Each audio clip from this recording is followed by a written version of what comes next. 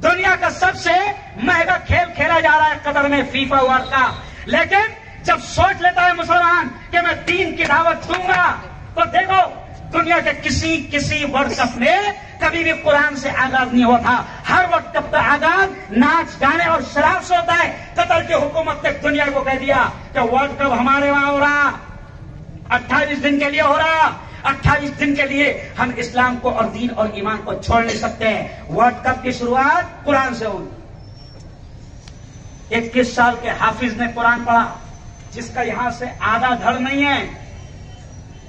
दुनिया ने देखी कि कतर ने शराब बेचने नहीं दिया, और कतर ने क्या किया कि जगह जगह, मोहल्ले मोहल्ले, गली गली, सड़क सड़क, पूरे मैदान में नबी की हदीसें, अल्लाह की आयतें लिखकर हर जबान में लगा दी। अरे करोड़ों लोगों ने जब देखा तो पहले ही दिन, सुनो, पहले ही दिन 850 लोगों ने इस्लाम कबूल किया।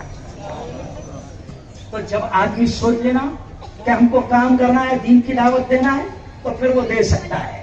आज हम